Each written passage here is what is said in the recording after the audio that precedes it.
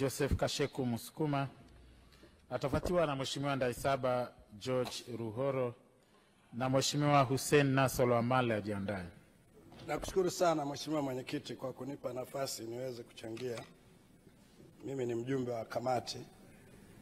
Cha kwanza nampongeza sana Mheshimiwa Rais kwa kazi nzuri sana aliyoifanya kwenye sekta ya madini. Lakini la pili nimpongeze sana kwa kumchagua Mheshimiwa Mavunde pamoja na Mheshimiwa Kiruswa. Ni halali kabisa kwa sababu hata mimi mwenyewe naamini sasa kwamba wizara hii kama tutaboronga tena, sidhani kama kuna waziri mwingine mwenye taaluma na madini atakuja kutusaidia kama Waziri Mavunde. Najua kabla ya kuwa mbunge na kuingia kwenye waziri, wewe ulikuwa mwanasheria wetu wa FEMATA. Kwa hiyo unazijua shida zote za wachimbaji. Sasa umekabidhiwa rungu, tuna imani kubwa sana kwamba utatusaidia. Lakini nimshukuru pia Mheshimiwa Rais na kumpongeza kwa kumteua Katibu Mkuu Samamba. Samamba tunamfahamu, amekulia kwenye madini. Kwa hiyo ni nyie wenyewe tu kwa kweli sasa mbolonge, lakini tuna imani hakuna chochoro yoyote ambayo hamuifahamu. Tusaidieni tuepushe migogoro kwa wachimbaji, lakini tuikuze hii sekta. Namshukuru pia na kumpongeza Mheshimiwa Rais kwa kumteua Lwamo Engineer kuwa mtendaji wa tume. Wote hawa ni vijana ambao wamekulia kwenye madini. Lakini ninayo mambo ambayo natamani kushauri pamoja na pongezi. Mheshimiwa Waziri, mimi natoka Geita. Na leo nitazungumza kwa upole, na nisipopata majibu na leo nitashika shilingi kwa mara ya kwanza na siiachi. Mheshimiwa Mwenyekiti, mimi natoka Geita. Tunayo sheria yetu ya CSR. Mheshimiwa Waziri, tunapokubaliana na mwekezaji wa mgodi, inaletwa Wizara ya Fedha, yale makubaliano yetu yanaenda Wizara ya Fedha, TAMISEMI na kwako. Halafu mmemkasimisha mkuu wa mkoa. Baada ya kujiridhisha tunasaini mkataba. Kwa akili yangu mimi, tukisaini mkataba huo ni utaratibu tayari, ni sheria ambayo iko Wizara ya Fedha, iko Wizara ya Madini na TAMISEMI. Sasa Mheshimiwa Waziri, mimi kwenye halmashauri yangu na halmashauri ya Geita mjini tunadai zaidi ya bilioni 20. Ukipiga hesabu yetu sisi tunadai bilioni 27. Walioikubali wao ni bilioni 23.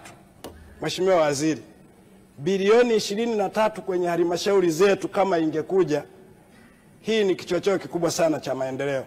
Hebu imagine katika miaka hiyo ni miradi mingapi imesimama na hela yetu wao wenyewe wamezuia. Na matokeo yake Mheshimiwa Waziri, wameanza kuleta barua ya kuondoa baadhi ya miradi kwa matakwa yao wenyewe.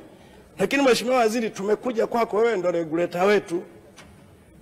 Sasa usipotusaidia wewe, labda sasa uturuhusu tukatumie njia za shortcut ambazo mimi nazijua, tukizitumia siku mbili tu tutakaa kuelewana.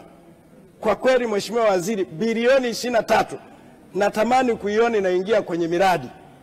Vinginevyo Mheshimiwa Waziri, ninajiuliza au hutamani niendelee kurudi kwenye nafasi hiki kiti nimwachie mtu mwingine. Lakini kama unatamani niendelee, bilioni 23 Waziri, bila kauli yako, haki ya Mungu, hii hatutaelewana. Lazima nikueleze ukweli. Hii ni pesa nyingi, na hii pesa imeshaingizwa kwenye mipango ya serikali ya Mama Samia. Tunaiomba hiyo pesa itoke kabla ya mimi sijamaliza siku zangu tarehe 28 mwezi wa 6, tuwe tumeshaanza kupambana kwenye miradi. Na Mheshimiwa Waziri, mimi ni mjumbe wa kamati. Tumeenda kwenye ziara Nyamongo wote wajumbe. Tulifurahi sana na tukafurahi. Na ukiangalia modo ya CSR, uanzilishi wa CSR ya migodi mikubwa ni sisi Geita. Lakini sisi ndio sasa tunaongoza kwa kufeli. Tulipoenda mgodi wa Barrick tulikuta wao wana ushirikiano mzuri, kwamba wakishamaliza kusaini ile MOU, watekelezaji wanakuwa halmashauri, kazi ya mgodi wao ni kuchimba na kulipa. Tukapongeza, lakini baadaye mkaja mkatoa kanuni za kuwapa mamlaka wao wenyewe wa procure, wao wenyewe wasimamie. Sisi halmashauri tunakuwa watazamaji, hata kujua mradi unaendaje haturuhusiwi. Sasa Mheshimiwa, tumesimama muda mrefu sana na kisingizio imekuwa ile kanuni. Ukisimama hapa nataka uniambie kanuni ile unaiachia lini ya kuturuhusu sisi halmashauri? Ikiwa Mama Samia anatuletea matrilioni ya hela, halmashauri yangu ina karibu bilioni 67 na hatuna matatizo, tunakaguliwa tunakuta tuko vizuri, inakuwaje shilingi bilioni 23 tunashindwa kuamini wataalamu wetu? Wafanye procurement, tusimamie wataalamu wetu, mainjinia wa serikali, wao wafanye kazi ya kulipa, na ndio kilichowaleta. Hawakuja kufanya kazi ya kujenga madarasa, wao kazi yao ni dhahabu. Mheshimiwa Mwenyekiti, sitakubali usiponipa majibu mazuri. Mheshimiwa Mwenyekiti, tuna watu pale Geita wana mipasuko, mpaka leo hatupati majibu. Mheshimiwa Waziri, kuna kijiji kinaitwa Nyakabare, kina watu zaidi ya 30,000. Mgodi umechukua barabara yao. Taarifa. Mgodi umechukua barabara yao. Mheshimiwa Mwenyekiti. Mheshimiwa Msukuma, tafadhali taarifa.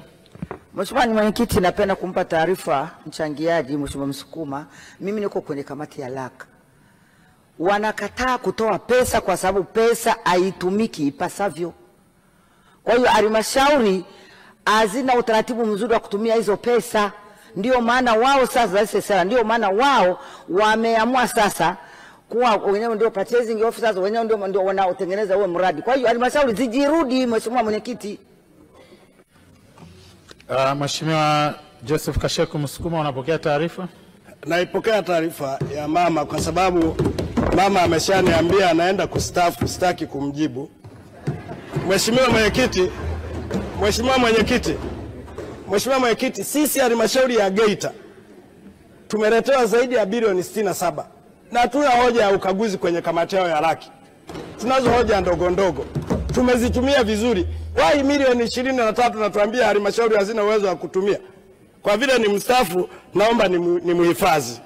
Mheshimiwa Mwenyekiti, wananchi wa Nyakabare zaidi ya wananchi 30,000, mgodi umechukua barabara yao. Halafu unatoa gari moja ya kubeba watu 50, kule ni polini, mahitaji yako mjini. Wanatoa gari moja tu kwa siku, watu 53 wapelekwe mjini saa 12 na kurudisha saa 12. Hii sio haki. Mheshimiwa Mavunde, hii sio haki. Kama wanataka kupora hiyo barabara, waweke utaratibu, watoe magari 24/7, watu wafanye kazi zao za maendeleo. Mahitaji yako mjini, tunaishi kama tuko South Africa. Mheshimiwa Waziri, ninakuomba sana Mheshimiwa Waziri, hilo ulizingatie. La pili, Mheshimiwa, swala la ndege. Mimi nilikuwa wa kwanza mwaka jana kukupigia makofi. Helikopta ya kupima madini imefika wapi? Kama imeishiwa mafuta nikuchangie. Mbona sikuelewi? Sasa hivi umekuja tena na sera ya ndege nyuki. Mheshimiwa Waziri, wachimbaji wadogo hawaaminiki popote kwa sababu hawana taarifa. Ulipokuja na mpango wa kununua helikopta, kila mtu anayetoka kwenye sekta ya madini tulikuunga mkono na tulipiga makofi. Ukisimama hapo tuambie ile ndege kama iko njiani au inamaliziwa au bado inapaka rangi, ili tuweze kujua. Usije tena na mambo ya ndege nyuki hapa, hatutakuelewa. Swala lingine Mheshimiwa, swala la technical wageni. Mimi natamani kukushauri Mheshimiwa Waziri, ile operation iliyofanyika Kariakoo kuwaondoa wawekezaji feki wanaouza mpaka t-shirt. Ninakuomba Mheshimiwa, nimeona umetoa na kanuni, lakini hizi kanuni hata kwenye kamati mimi sikushiriki, sikuziona. Ninakuomba Mheshimiwa, tayari umeshatoa kanuni na zisoma hapa. Si sawa Mheshimiwa. Hebu jaribu kutembea kule migodini. Yaani wageni nao tena wanaingia duharani na moko.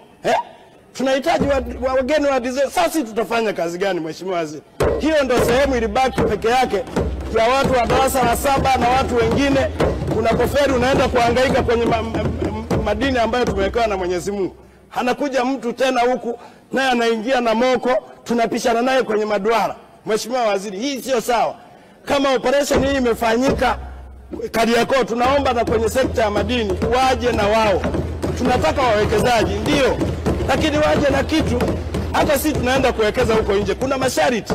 Hauwezi kuwa na mwekezaji anakuja na dola 100,000 unaita mwekezaji. Mheshimiwa Waziri, hii si sawa. Tunakuomba sana ufanye doria kwenye la mwisho Mheshimiwa, sababu alichukua muda wangu. Mheshimiwa Mwenyekiti, tunayo sekta ya wachimbaji wadogo. Mheshimiwa, naomba uhitimishe tafadhali. Nahitimisha Mwenyekiti, naomba kumwambia Mheshimiwa Waziri, katika haya ya CSR na ubadilishaji wa kanuni, usipokuja na majibu mazuri, nimeshaandika kabisa na kukushikia shilingi. Kwa hiyo ujiandae majibu mazuri kwa niaba ya wananchi wa Geita. Asante sana Mheshimiwa Waziri.